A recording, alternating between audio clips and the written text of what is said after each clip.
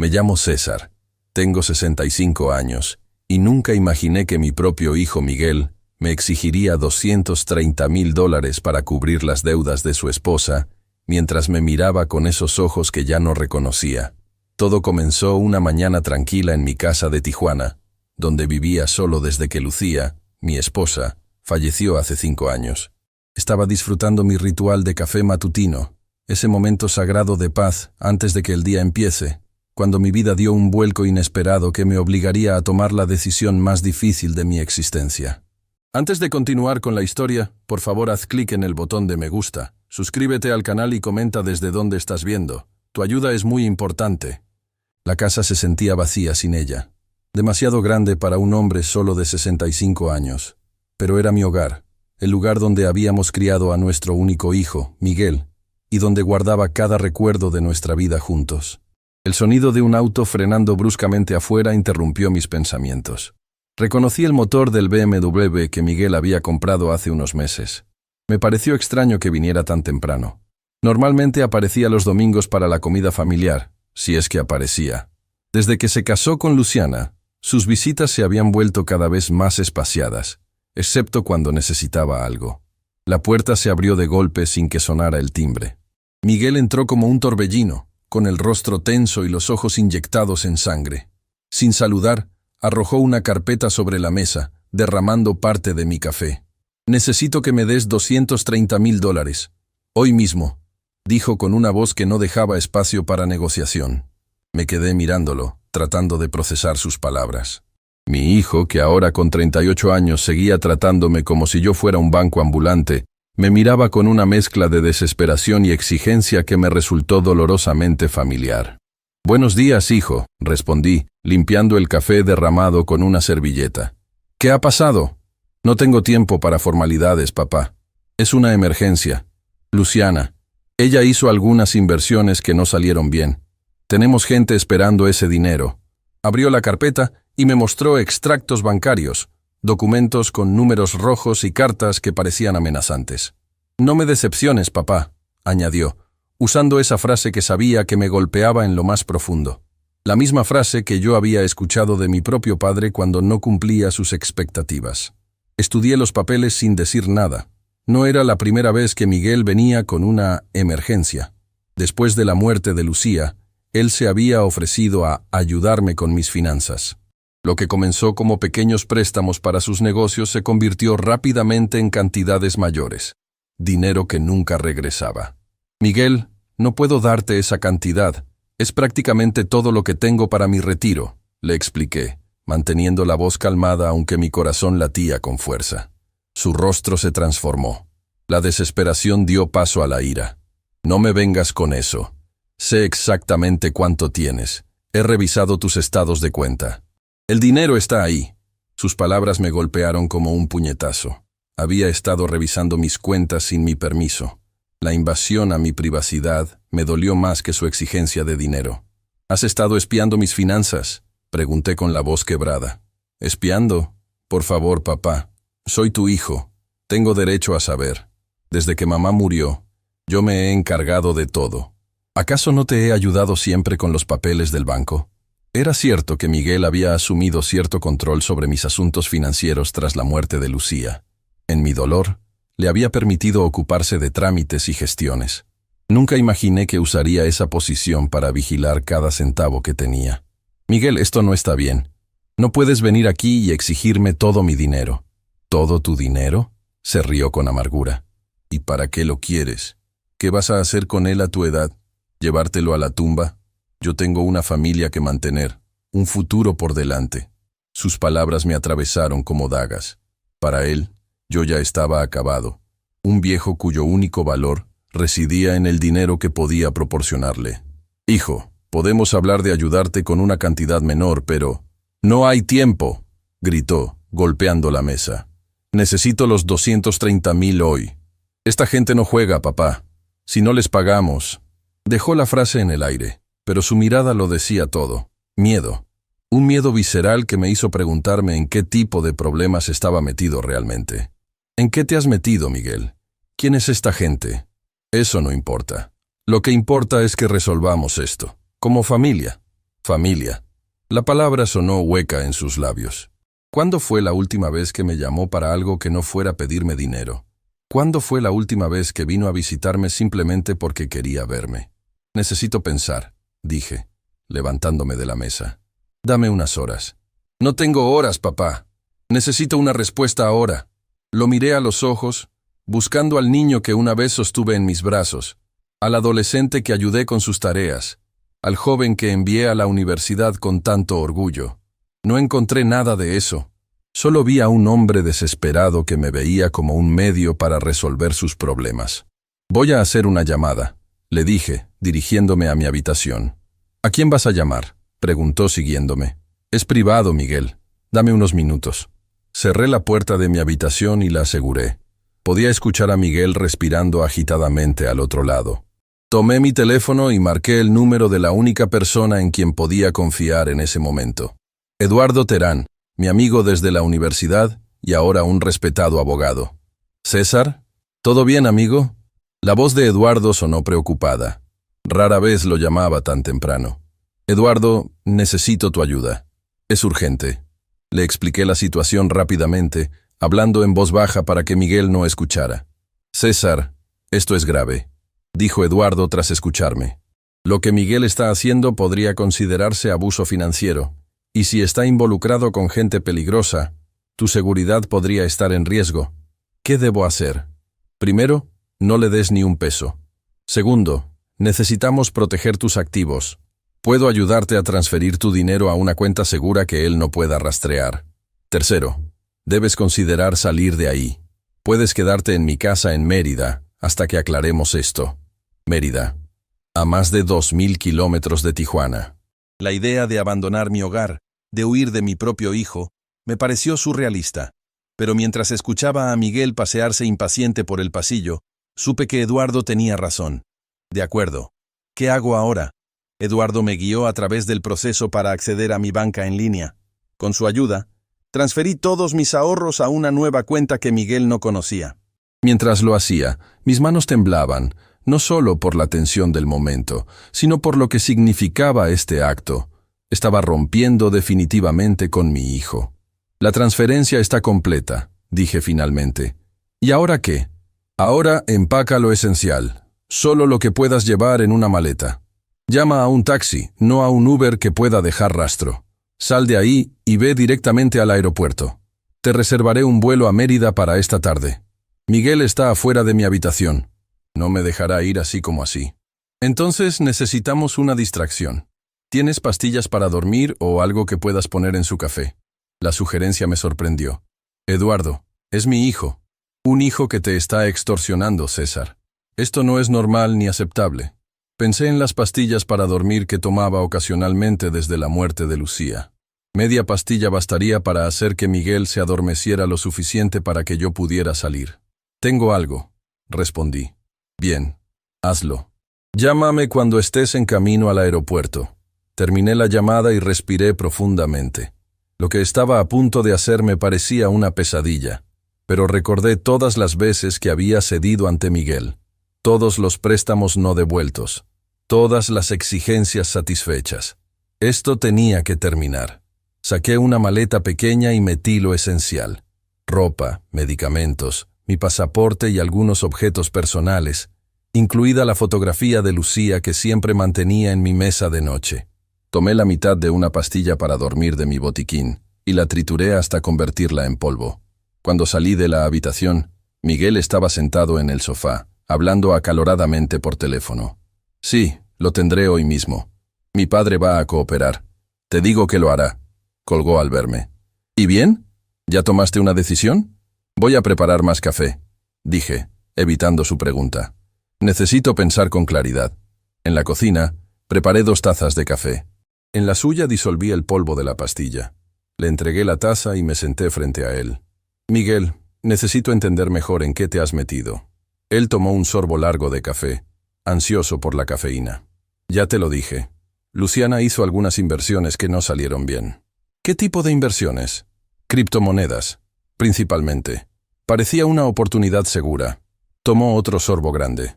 El problema es que pidió prestado para invertir más. ¿A quién le pidió prestado? Miguel desvió la mirada. A gente que conoció a través de unos contactos. Ofrecían buenos términos, mejores que los bancos. Prestamistas. Probablemente usureros. La situación era peor de lo que pensaba. ¿Y por qué tengo que pagar yo por los errores de Luciana? Porque somos familia, exclamó, pero su voz ya sonaba ligeramente arrastrada. La pastilla estaba comenzando a hacer efecto. Porque siempre me has dicho que la familia se apoya. La familia se apoya, Miguel. Pero no así. No con exigencias, no con amenazas. Él intentó levantarse, pero se tambaleó ligeramente. No me estoy sintiendo muy bien. Deberías descansar un poco, sugerí. Podemos seguir hablando cuando estés más calmado. Miguel se recostó en el sofá, sus párpados cada vez más pesados. No te vayas a ningún lado. Tenemos que resolver esto hoy. No me iré, mentí, mientras lo veía luchar contra el sueño. En menos de 10 minutos, estaba profundamente dormido. Me acerqué a él y lo cubrí con una manta. Un último gesto paternal que me pareció tanto un acto de amor como de despedida. Tomé mi maleta, mi chaqueta y las llaves de la casa. Antes de salir, escribí una nota y la dejé sobre la mesa. Miguel, quien está decepcionado soy yo. No me busques. Salí de la casa que había sido mi hogar durante décadas y cerré la puerta sin hacer ruido. El taxi que había llamado ya me esperaba. Mientras subía a él, sentí una mezcla de liberación y profunda tristeza. «Al aeropuerto, por favor», le dije al conductor. Mientras el taxi se alejaba, miré por última vez mi casa. Dejaba atrás no solo un edificio, sino toda una vida. Una vida que ahora sabía que tenía que reconstruir desde cero, lejos de la persona que más había amado y que más me había herido. Mi propio hijo. En el camino al aeropuerto, llamé a Eduardo. «Voy en camino», le dije. Dejé la casa. «Hiciste lo correcto, César. Esto no es abandono, es autopreservación. Se siente como un fracaso, Eduardo, como si hubiera fallado como padre. No, amigo, el que falló fue él. Tú le diste todo, incluso demasiado. Ahora es tiempo de pensar en ti». Sus palabras resonaron mientras veía pasar las calles de Tijuana por la ventanilla del taxi. Me esperaba un futuro incierto en Mérida, pero por primera vez en muchos años, ese futuro sería mío. Ya no estaría definido por las demandas y manipulaciones de Miguel. Llegué al aeropuerto y compré un boleto para el próximo vuelo a Mérida, que salía en 3 horas. Mientras esperaba, no pude evitar pensar en cómo había llegado a este punto. ¿En qué momento mi relación con Miguel se había deteriorado tanto? ¿Cuándo dejé de ser su padre para convertirme en su cajero automático? Mi teléfono comenzó a sonar. Era Miguel.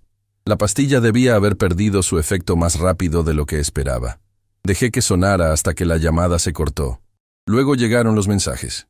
«¿Dónde estás? Regresa ahora. Esto no es un juego, papá. ¿Qué hiciste con el dinero? Voy a encontrarte. No tienes idea en lo que te estás metiendo». El último mensaje fue el más revelador. «Ellos vendrán por mí si no pago. Y después vendrán por ti». Apagué el teléfono, incapaz de seguir leyendo. El abismo en el que Miguel se había hundido era más profundo de lo que imaginaba. Y ahora intentaba arrastrarme con él. Cuando finalmente abordé el avión a Mérida, me sentí como un fugitivo.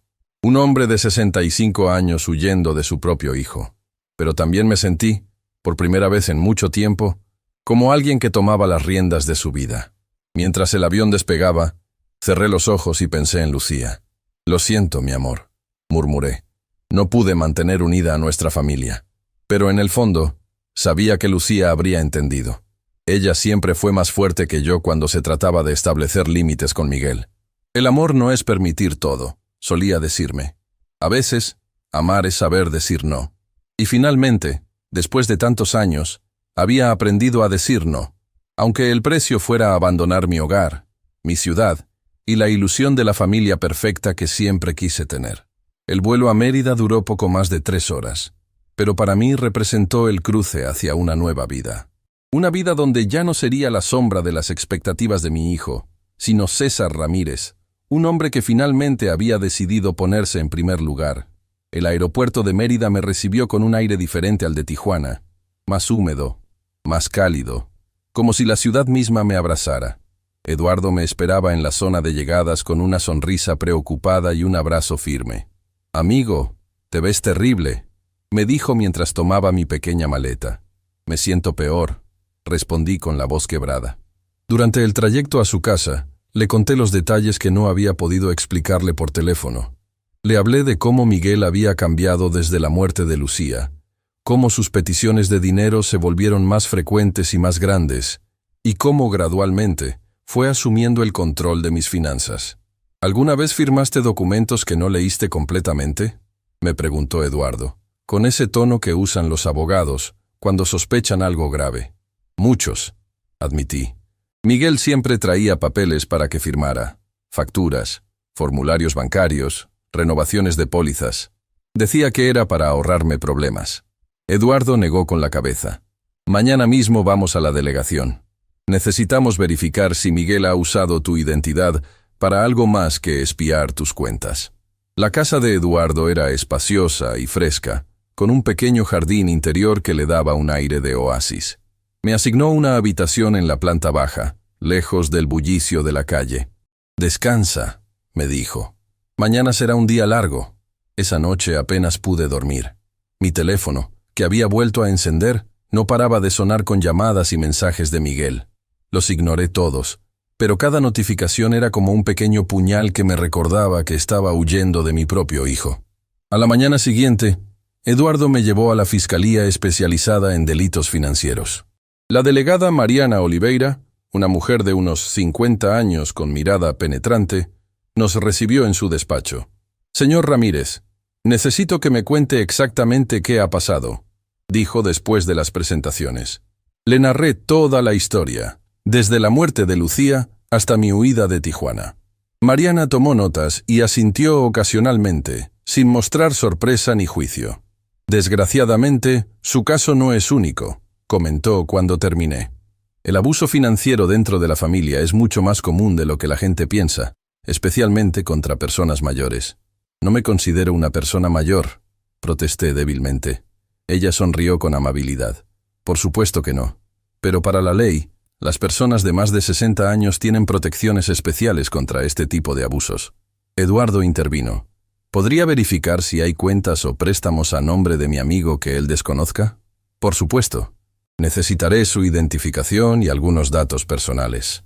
Durante las siguientes 2 horas, Mariana realizó llamadas y consultó bases de datos. Cada minuto que pasaba, la expresión de su rostro se volvía más sombría. Finalmente, giró su monitor hacia nosotros. «Señor Ramírez, lamento informarle que hemos encontrado múltiples cuentas bancarias y solicitudes de crédito a su nombre que usted no abrió. Su hijo ha estado utilizando su identidad para obtener préstamos que nunca tuvo intención de pagar. Sentí que el suelo se abría bajo mis pies. ¿Cuánto? En total, las deudas ascienden a casi $350,000, sin contar intereses y recargos».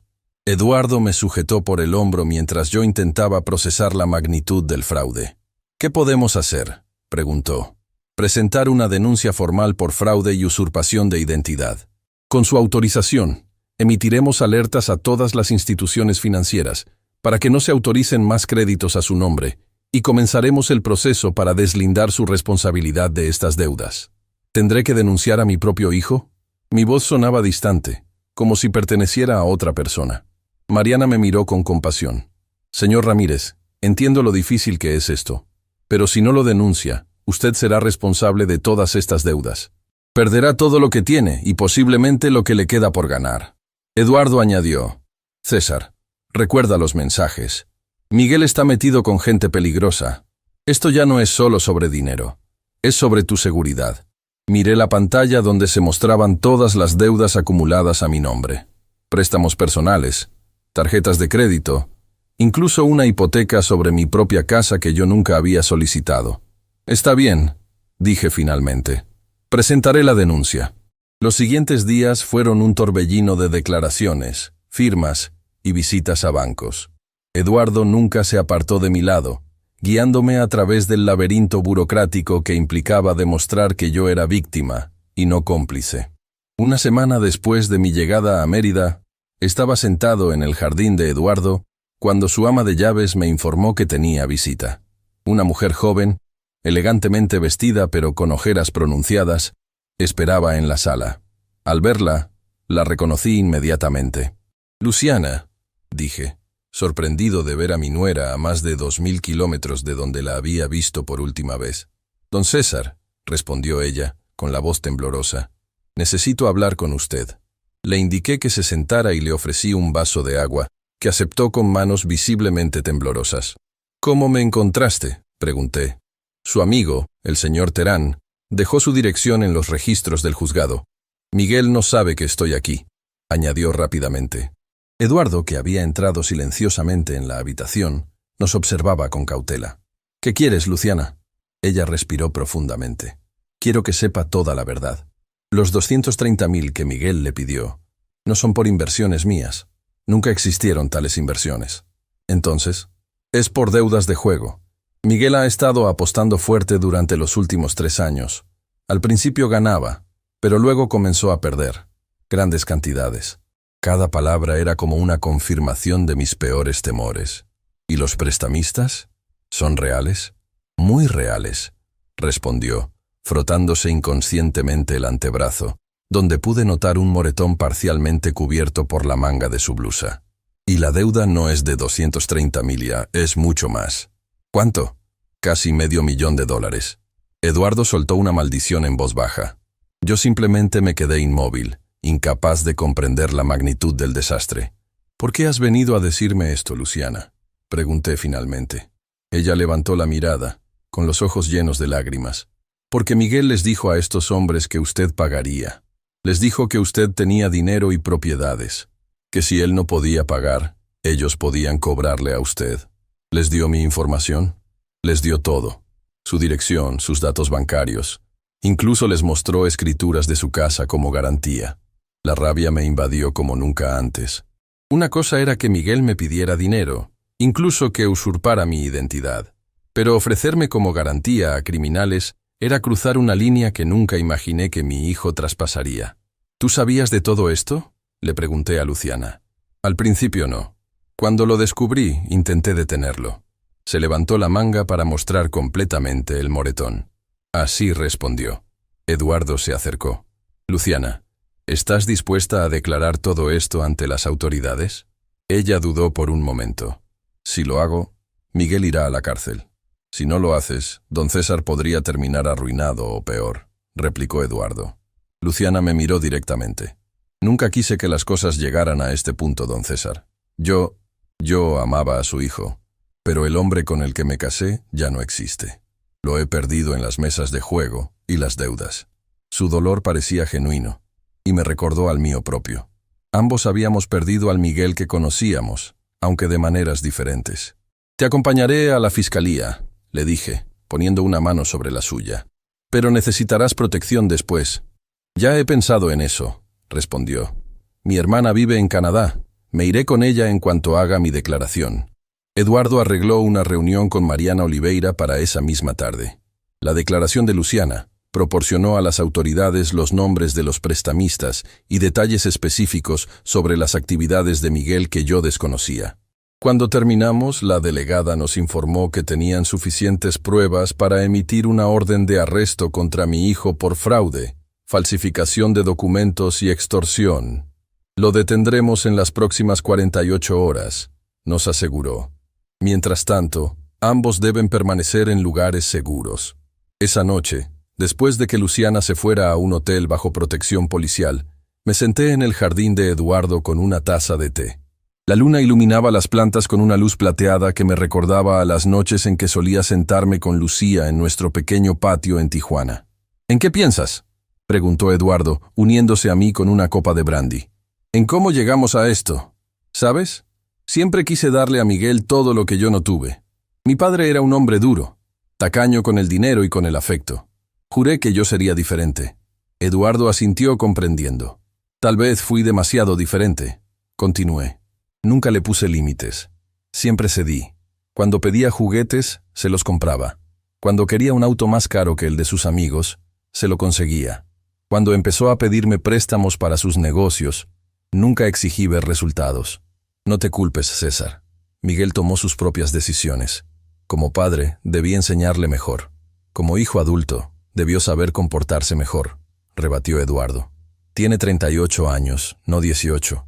Hace mucho que dejó de ser tu responsabilidad. Guardamos silencio por un momento, cada uno perdido en sus pensamientos. ¿Qué harás ahora?, preguntó finalmente Eduardo. No lo sé. No puedo volver a Tijuana, no mientras esos prestamistas me busquen. Y mi casa... Me detuve, recordando la hipoteca fraudulenta. Supongo que ya ni siquiera es mía. Puedes quedarte aquí el tiempo que necesites, pero quizá deberías considerar un nuevo comienzo. Mérida es una buena ciudad para ello. Un nuevo comienzo. A mis 65 años. La idea parecía tan intimidante como liberadora. ¿Sabes? Lucía siempre quiso vivir cerca del mar, comenté. Decía que en nuestra vejez nos mudaríamos a una casita con vista al océano. Nunca llegamos a hacerlo. Nunca es tarde, dijo Eduardo, levantando su copa en un pequeño brindis. Esa noche dormí profundamente por primera vez desde mi llegada a Mérida. A la mañana siguiente me despertó el timbre de mi teléfono. Era Mariana Oliveira. Buenos días, señor Ramírez. Tengo noticias que debe conocer. ¿Detuvieron a Miguel? Sí, anoche en Tijuana. Estaba intentando vender su casa, la de usted. Sentí un nudo en el estómago. ¿Y cómo está él? Hubo una pausa al otro lado de la línea. No mostró remordimiento, señor Ramírez. De hecho, cuando le informaron que fue usted quien presentó la denuncia, hizo algunas amenazas que estamos tomando muy en serio. ¿Qué tipo de amenazas? Preferiría discutirlo en persona. ¿Podría venir a mi oficina esta tarde? Por supuesto. Cuando colgué, me quedé mirando al vacío. Mi hijo, detenido por fraude. Mi hijo, amenazándome desde una celda. La realidad de la situación me golpeó con toda su fuerza. Ya no había vuelta atrás. Eduardo me llevó a la fiscalía esa tarde. Mariana nos recibió con expresión grave y nos condujo a una sala privada donde había un reproductor de audio. Lo que van a escuchar es parte de la llamada que Miguel hizo desde la comisaría. Normalmente, estas llamadas son privadas, pero dado el contenido, el juez autorizó que la escuchara. Presionó el botón de reproducción y la voz de mi hijo llenó la habitación. Y cuando salga de aquí, lo primero que voy a hacer es buscar al traidor de mi padre. ¿Me oyes, Gustavo? Necesito que lo encuentres. Sé que está en Mérida. Dile a los muchachos que ofrezco 50,000 a quien me lo traiga. No muerto, ¿entiendes? Lo necesito vivo para que firme unos papeles. Después ya veremos. Mariana detuvo la grabación. Hay más, pero creo que entiende la gravedad del asunto. Me sentía entumecido. Mi propio hijo poniendo precio a mi cabeza. Esto es ventajoso para nuestro caso, explicó Mariana. Estas amenazas, sumadas al fraude y la usurpación de identidad, garantizan que Miguel permanecerá en prisión preventiva sin derecho a fianza. Pero también significa que usted necesita protección.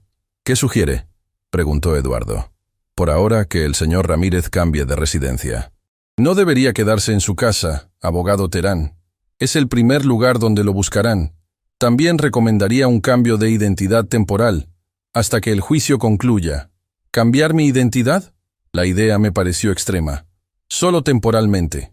Un nuevo nombre, una nueva dirección. La fiscalía puede arreglarlo como parte del programa de protección a testigos. Eduardo y yo nos miramos. La situación había escalado a un nivel que ninguno de los dos anticipó. De acuerdo, accedí finalmente. Haré lo que sea necesario. Al salir de la fiscalía, el sol de la tarde bañaba las calles de Mérida con una luz dorada.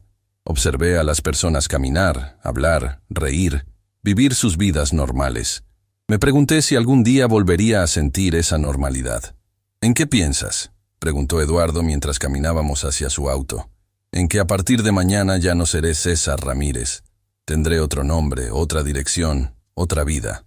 Será temporal, me recordó. Lo sé. Pero me hace pensar en todas las vidas que no viví por quedarme en una sola versión de mí mismo. El César que siempre cedió, que siempre dijo sí, que siempre pagó las cuentas de otros. Eduardo puso una mano en mi hombro. Pues quizás sea hora de conocer a un César diferente. Mientras nos alejábamos en el auto, miré por la ventana los edificios coloniales de Mérida, tan distintos a los de Tijuana. Un nuevo entorno, una nueva identidad, un nuevo comienzo. El precio había sido alto. Mi relación con mi hijo, mi hogar, mi sentido de seguridad. Pero por primera vez en años, sentí que respiraba aire fresco. Los primeros días, como Emilio Suárez, se sintieron como una obra de teatro mal ensayada. Cada vez que alguien me llamaba por mi nuevo nombre, Tardaba un segundo en reaccionar. Me habían asignado un pequeño apartamento en un barrio tranquilo de Mérida, cerca del mar, pero lejos de las zonas turísticas. Era un lugar modesto, una recámara, una pequeña sala comedor y una cocina que apenas tenía lo básico. Es temporal, me recordaba cada mañana mientras preparaba mi café. Pero los días se convirtieron en semanas y las semanas en meses. El programa de protección a testigos incluía un estipendio mensual que cubría apenas lo esencial, suficiente para sobrevivir, no para vivir. A mis 65 años, nunca imaginé que tendría que reinventarme por completo.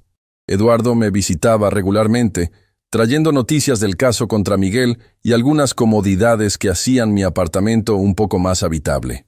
El juicio se ha fijado para dentro de 3 meses, me informó una tarde, mientras compartíamos una comida que él había traído. La fiscalía tiene un caso sólido. Con la declaración de Luciana y todas las pruebas documentales, es casi seguro que Miguel enfrentará una condena de al menos 8 años. ¿Has sabido algo de Luciana?, pregunté. Se fue a Canadá como planeaba. Está colaborando a distancia. Parece que está rehaciendo su vida. Eduardo hizo una pausa. ¿Te sientes culpable por denunciar a Miguel? Contemplé la pregunta mientras miraba por la ventana. El mar se veía a lo lejos, un espejo azul que reflejaba un cielo despejado. No es culpa lo que siento, respondí finalmente. Es tristeza. Tristeza por el hijo que perdí hace mucho tiempo, mucho antes de denunciarlo. El Miguel que conocía, el niño que criamos Lucía y yo, desapareció hace años. Fue reemplazado por alguien que no reconozco. Eduardo asintió en silencio. Había sido testigo de mi transformación durante estos meses.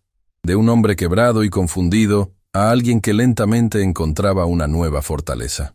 ¿Y qué harás cuando todo esto termine?, preguntó. No lo sé. No puedo volver a Tijuana. Demasiados recuerdos. Demasiados fantasmas.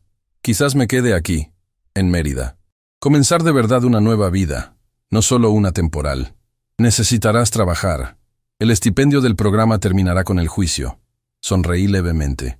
He estado pensando en eso. Sabes que fui profesor de historia en la universidad antes de jubilarme. Tal vez podría dar clases particulares, o quizás hacer algo completamente diferente. ¿Cómo qué? Siempre me gustó la artesanía. Lucía y yo solíamos hacer figuras de madera en nuestro tiempo libre. Tengo buenas manos todavía. Eduardo pareció sorprendido. En todos estos años de amistad, nunca mencionaste ese talento. Hay muchas partes de mí que quedaron enterradas bajo el peso de ser el padre y esposo que creía que debía ser. Tal vez sea hora de desenterrarlas. Las semanas siguientes, comencé a tallar pequeñas figuras con madera que compraba en un mercado local. Al principio lo hacía solo para ocupar mi mente, para tener algo que hacer durante las largas horas de soledad. Pero pronto descubrí que no solo disfrutaba el proceso, sino que las piezas que creaba tenían cierto encanto. Un día, mientras caminaba por el malecón vendiendo mis figuras a los turistas, una mujer mayor se detuvo a examinar mi mercancía. «Estas piezas tienen alma», comentó, sosteniendo un pequeño búho que había tallado la noche anterior. «Gracias», respondí, todavía incómodo con los cumplidos. «Soy Rosalía Cortés. Tengo una pequeña galería de artesanías cerca de aquí. Si le interesa, podríamos hablar sobre exhibir su trabajo». Así fue como mi pequeño pasatiempo comenzó a convertirse en algo más. Rosalía no solo exhibió mis piezas en su galería, sino que me presentó a otros artesanos locales que me enseñaron técnicas que nunca hubiera descubierto por mi cuenta. Por primera vez en mucho tiempo, sentía que estaba creando algo propio, algo que no tenía nada que ver con mi identidad como padre o esposo. Un jueves por la tarde, mientras trabajaba en un encargo especial para la galería, recibí la visita de Mariana Oliveira. Su expresión era seria, como siempre, pero había algo más en sus ojos. «Señor Ramírez, tengo noticias importantes», dijo después de que la invité a sentarse. «Hemos descubierto que su hijo ha estado intentando contactar a personas desde la prisión. Personas peligrosas». Sentí un escalofrío recorrer mi espalda. «¿Para buscarme?» «Sí, pero hay más». Parece que Miguel no solo estaba endeudado con prestamistas comunes. Algunas de sus deudas son con personas vinculadas al crimen organizado. ¿Carteles? Mariana asintió gravemente. Un grupo menor. pero no por eso menos peligroso. Miguel les ofreció propiedades a su nombre como garantía, propiedades que por supuesto no le pertenecen y que ahora están bajo investigación por el fraude. ¿Estoy en peligro? Por ahora está seguro. Hemos interceptado todas las comunicaciones de Miguel y estamos monitoreando a sus contactos conocidos. Pero hay otra complicación. ¿Cuál? Miguel ha contratado a un nuevo abogado. Muy caro, muy bueno. Está alegando que usted le dio permiso para usar su identidad, que era un acuerdo entre padre e hijo. La audacia de mi hijo no dejaba de sorprenderme. Eso es completamente falso. Lo sabemos, pero están tratando de crear dudas. Si consiguen que un juez crea que hubo consentimiento, podrían reducir significativamente su condena. ¿Qué puedo hacer? Necesitaremos que testifique en el juicio, en persona. No será fácil y significará enfrentarse a Miguel directamente, pero es la única forma de asegurar que se haga justicia. La idea de ver a Miguel, de enfrentarlo en un tribunal, me provocaba una mezcla de miedo y algo que no pude identificar inmediatamente. ¿Anticipación? ¿Resolución? Quizás era simplemente la sensación de que finalmente se cerraría un capítulo doloroso. «Lo haré», dije firmemente. Mariana me miró con aprobación. «El juicio comienza en 3 semanas. Prepararemos todo para garantizar su seguridad». Después de que Mariana se marchó, me quedé contemplando la pieza de madera en la que había estado trabajando. Era una figura de un hombre mayor de pie, erguido y firme, mirando hacia adelante. La había comenzado sin un plan claro, pero ahora veía lo que mi subconsciente había estado creando. Una representación de mí mismo, no como la víctima que había sido, sino como el hombre que estaba empezando a ser. Las 3 semanas antes del juicio pasaron rápidamente.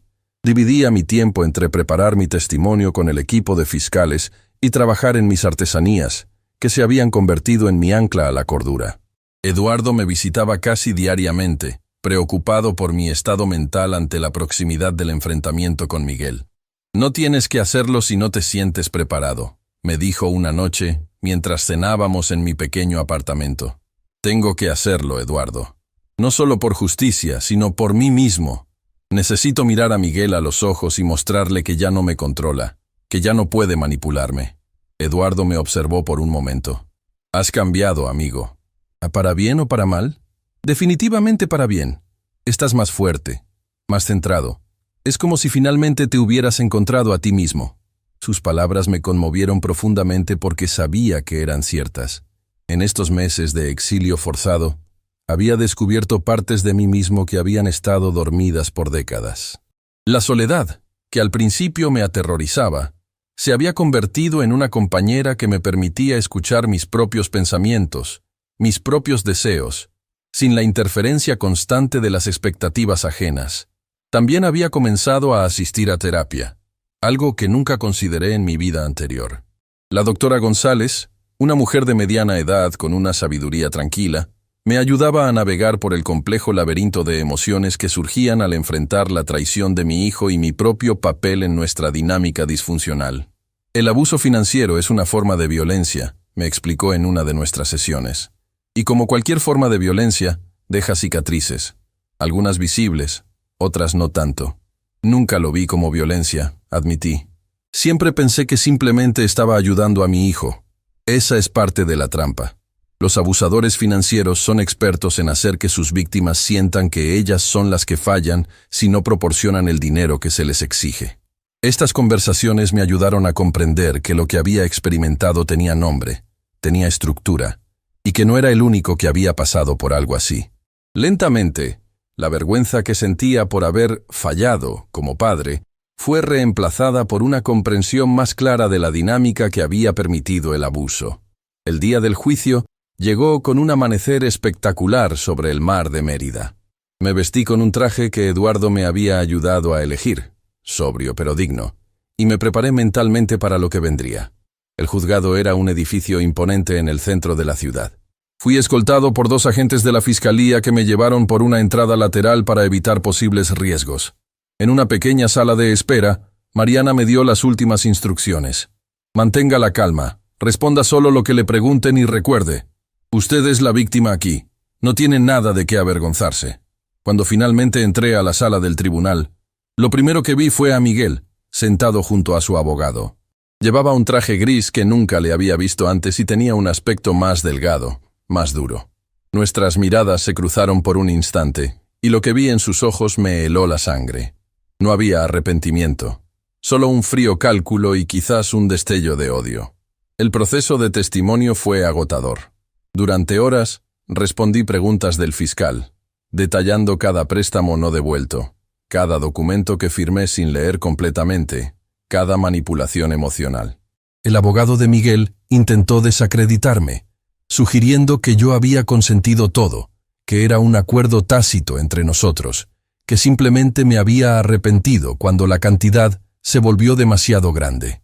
¿No es cierto, señor Ramírez, que usted siempre cedió a las peticiones financieras de su hijo a lo largo de los años?, preguntó el abogado defensor, un hombre de aspecto pulcro, con una sonrisa que no llegaba a sus ojos. Sí, es cierto, admití. Cedí muchas veces porque amaba a mi hijo y quería ayudarlo, pero nunca consentí que usara mi identidad para obtener préstamos fraudulentos, nunca accedí a que hipotecara mi casa sin mi conocimiento, y ciertamente nunca acepté que me ofreciera como garantía ante prestamistas criminales. ¿Puede probar que no dio su consentimiento verbal para estas transacciones? ¿Puede su cliente probar que sí lo hice?, repliqué, sorprendiéndome a mí mismo con mi firmeza. El momento más difícil llegó cuando me pidieron que identificara a Miguel como el responsable de los fraudes. Miré directamente a mi hijo, y con una voz clara que no tembló dije, sí, fue Miguel Ramírez, mi hijo, quien falsificó mi firma en múltiples documentos, quien usurpó mi identidad para obtener préstamos fraudulentos, y quien intentó vender mi casa sin mi consentimiento. Miguel no mostró emoción alguna, pero noté que apretaba los puños bajo la mesa. Cuando finalmente pude abandonar el estrado, sentí como si me hubieran quitado un peso enorme de los hombros. Había dicho la verdad, toda la verdad, sin filtros ni concesiones. Por primera vez en mi vida, había priorizado mi bienestar sobre la imagen de familia perfecta que tanto había intentado mantener. Los días siguientes, mientras el juicio continuaba con otros testigos y evidencias, me dediqué a mis artesanías con renovada energía. Cada golpe de cincel, cada lijado, cada pieza terminada, era un acto de afirmación. Yo existía más allá de mi rol como padre de Miguel. Era un artesano, un amigo, un hombre con sus propios sueños y ambiciones. 2 semanas después, Mariana me llamó con noticias. El jurado ha emitido su veredicto. Miguel ha sido encontrado culpable de todos los cargos. El juez dictará sentencia mañana. ¿Tengo que estar presente? No es necesario, pero tiene derecho a estarlo si lo desea. Reflexioné sobre la decisión toda la noche. ¿Quería ver cómo sentenciaban a mi hijo? ¿Necesitaba ese cierre? Por la mañana llamé a Eduardo. Voy a asistir a la sentencia, le informé. ¿Me acompañarías? Por supuesto, amigo. Pasaré por ti a las 9. El juzgado estaba lleno cuando llegamos. Nos sentamos en la parte posterior, lejos de la vista de Miguel. El juez, un hombre mayor con expresión severa, entró y el silencio se apoderó de la sala. Miguel Ramírez, póngase de pie, ordenó el juez. Mi hijo se levantó, manteniendo una postura rígida y desafiante. Este tribunal lo ha encontrado culpable de fraude, falsificación de documentos, usurpación de identidad y extorsión. Estos no son crímenes sin víctimas. Su propio padre, un hombre que dedicó su vida a criarlo y apoyarlo, fue el blanco de sus acciones criminales. Ha traicionado la confianza más sagrada, la que existe entre padres e hijos. El juez hizo una pausa, mirando directamente a Miguel. Lo sentenció a 10 años de prisión, sin posibilidad de libertad condicional hasta cumplir al menos 7 años. Además, deberá pagar restitución completa por todos los fondos obtenidos fraudulentamente y los daños causados a las víctimas. Vi cómo los hombros de Miguel se hundían ligeramente, el primer signo de vulnerabilidad que mostraba desde el inicio del juicio.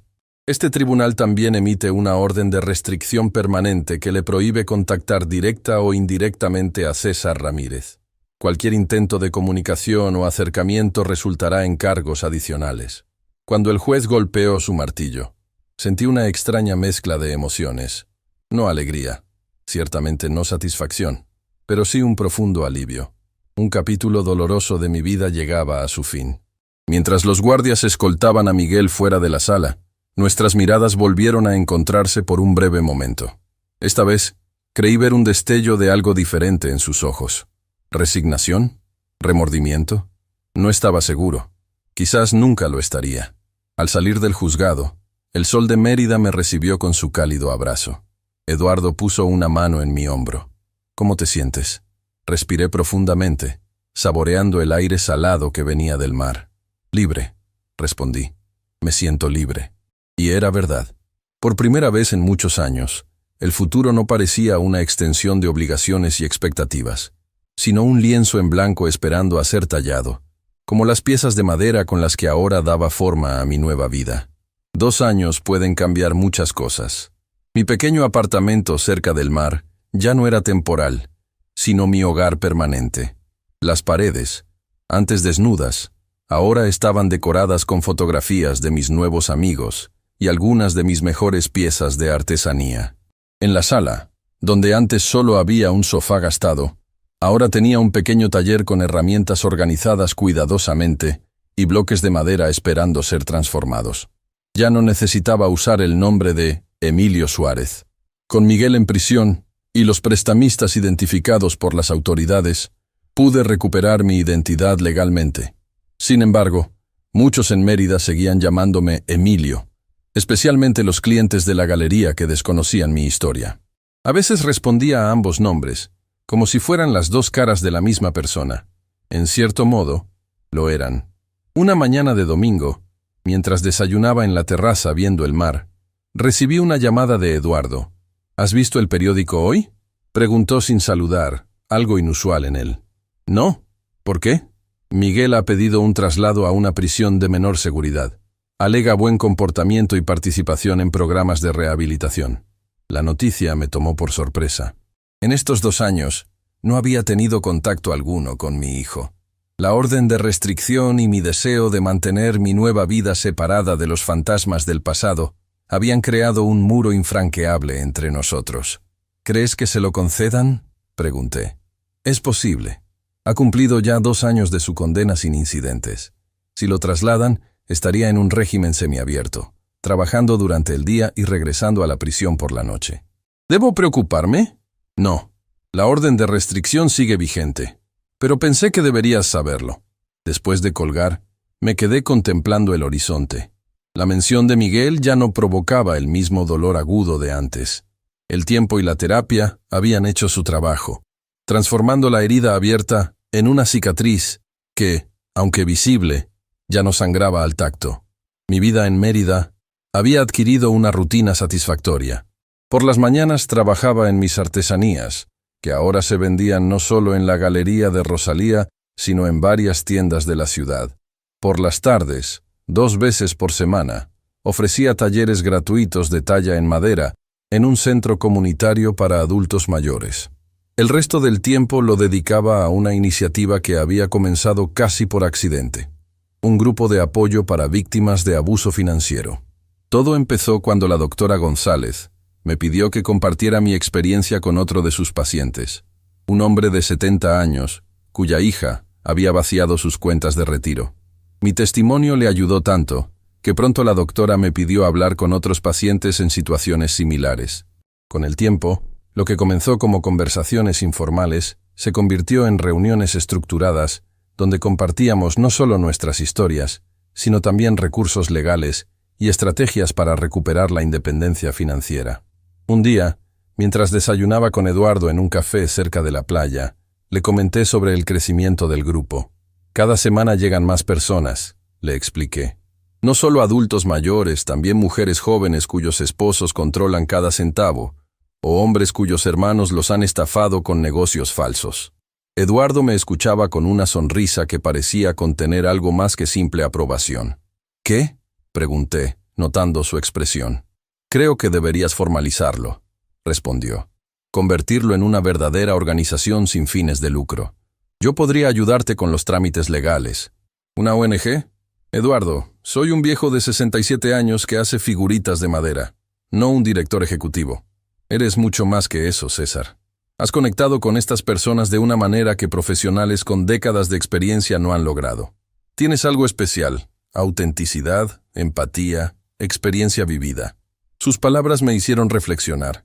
¿Sería posible transformar mi dolor en algo que ayudara a otros de manera más estructurada, más amplia? ¿Cómo funcionaría?, pregunté, sintiendo que la curiosidad vencía mis dudas.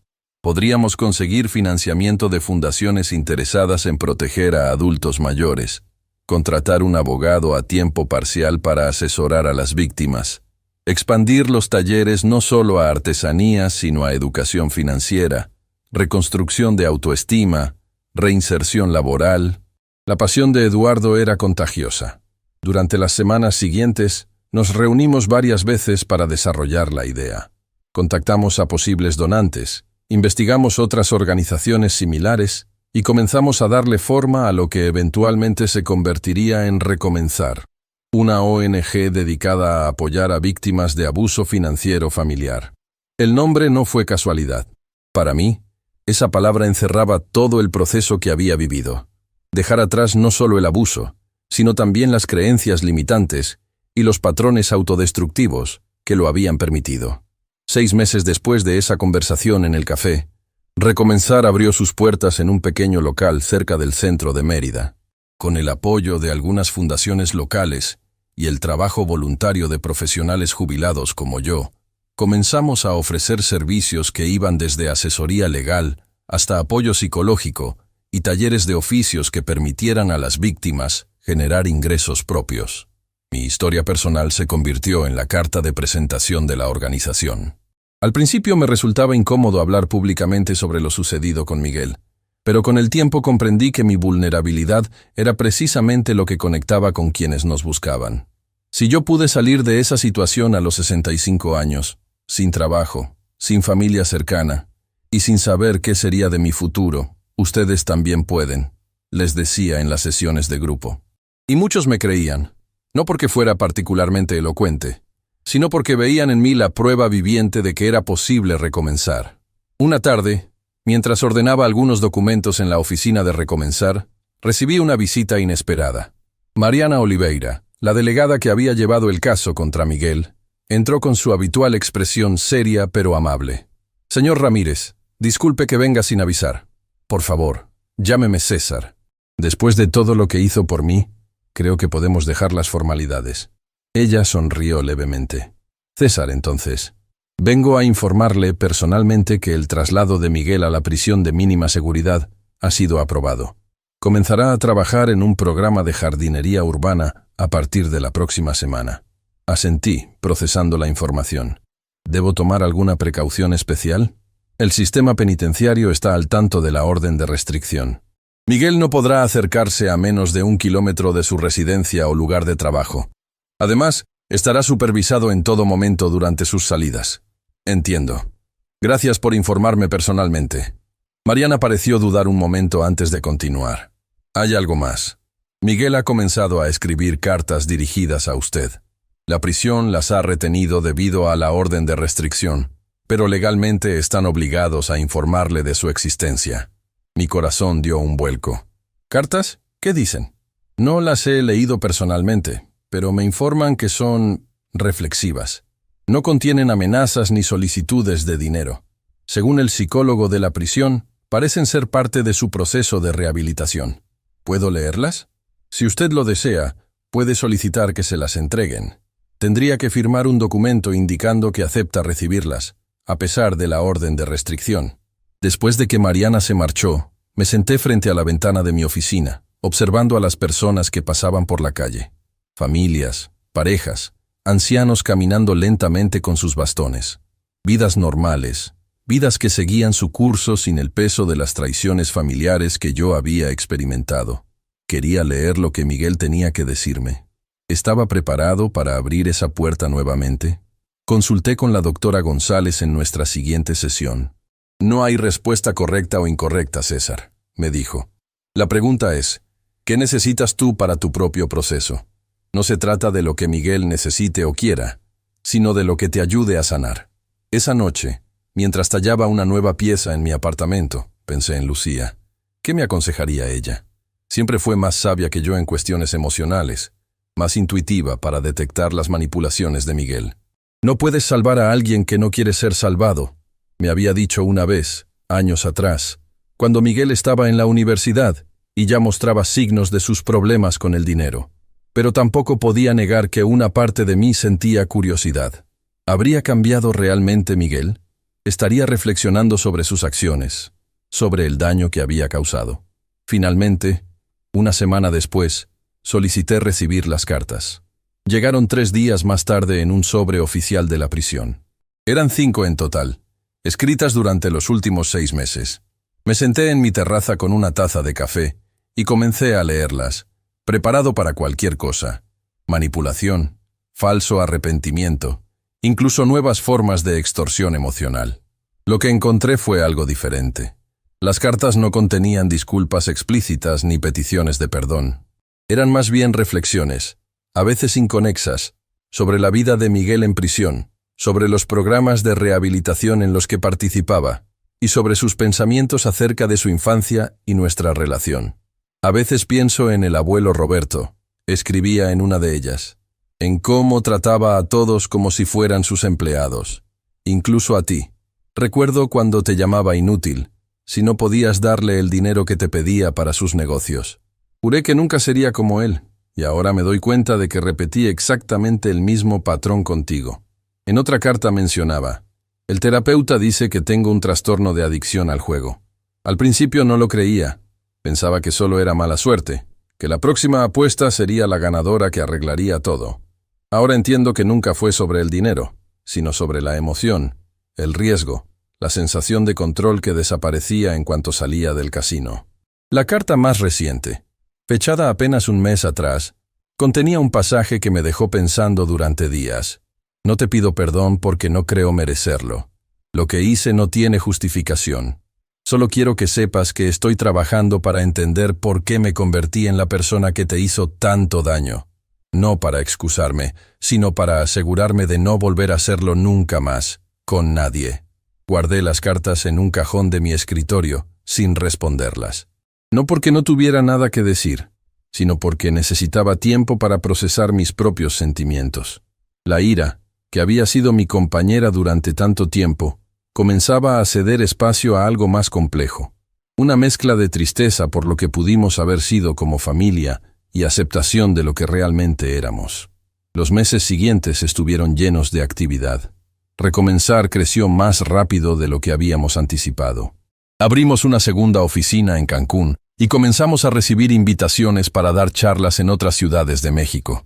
Mi historia personal, junto con las de otros sobrevivientes de abuso financiero, se convirtió en un poderoso testimonio que resonaba con muchas personas.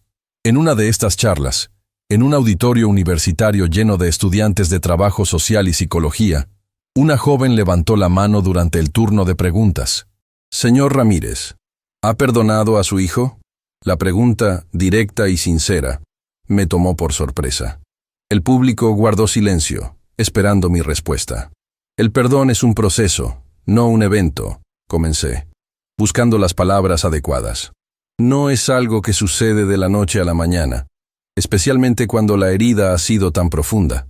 Hice una pausa, consciente de que mi respuesta podría ser importante para muchos de los presentes.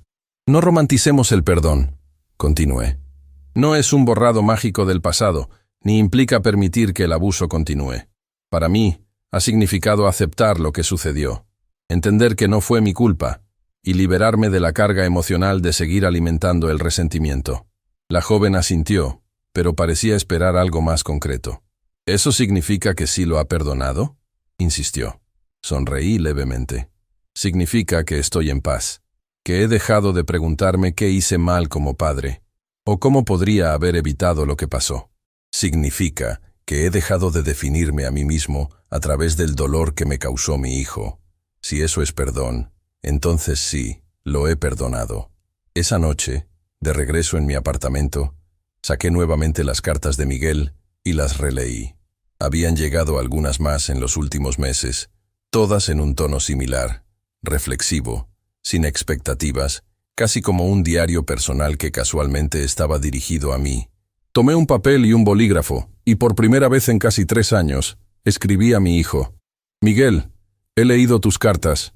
No puedo decir que borran lo sucedido, ni que restauran la confianza que se quebró, pero reconozco tu esfuerzo por entender tus acciones y asumir la responsabilidad por ellas. Mi vida ha cambiado. He fundado una organización llamada Recomenzar, que ayuda a personas que han pasado por situaciones similares a la mía. A veces pienso que, de una manera retorcida, lo que ocurrió entre nosotros me llevó a encontrar un propósito que nunca hubiera descubierto de otra forma. No sé si algún día volveremos a tener una relación, ni cómo sería esa relación si llegara a existir. Por ahora, solo puedo ofrecerte esto. Estoy dispuesto a leer lo que escribas, y a responderte cuando sienta que tengo algo que decir. César. Era poco, quizás demasiado poco después de tanto daño, pero era honesto. Y la honestidad era el único terreno sobre el cual podría construirse algo, si es que alguna vez había algo que construir. Un año más tarde, mientras preparaba mi presentación para una conferencia nacional sobre abuso financiero, recibí una llamada de Eduardo. ¿Has visto las noticias? Miguel ha sido trasladado al programa de libertad anticipada. Trabajará tiempo completo en los jardines municipales y solo deberá reportarse a la prisión los fines de semana. Lo sé, respondí tranquilamente. Me lo mencionó en su última carta. Eduardo guardó silencio por un momento, claramente sorprendido de que estuviera en contacto con Miguel. ¿Estás bien con eso? Estoy en paz con eso, respondí, usando las mismas palabras que había dicho en aquella conferencia. Y era verdad. A mis 67 años, había aprendido que la vida rara vez se ajusta a nuestras expectativas o a nuestros planes. A veces nos arrebata lo que más valoramos, y otras veces nos ofrece regalos inesperados en los lugares más improbables.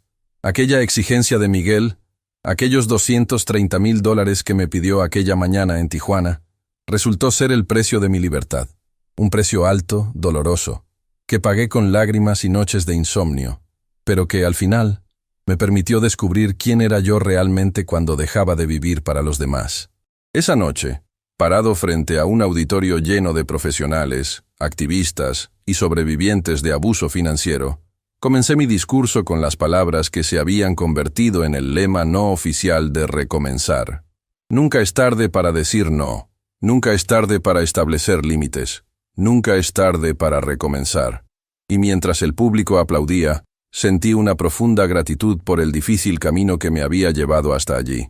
No porque el abuso hubiera sido justificado o necesario, sino porque a pesar de él, o quizás a través de él, había encontrado la fortaleza que siempre estuvo dentro de mí, esperando a ser descubierta. Si mi historia te ha conmovido, no olvides suscribirte a nuestro canal para conocer más testimonios reales como el mío. Tu apoyo me anima a seguir compartiendo estas experiencias que pueden ayudar a quien más lo necesita.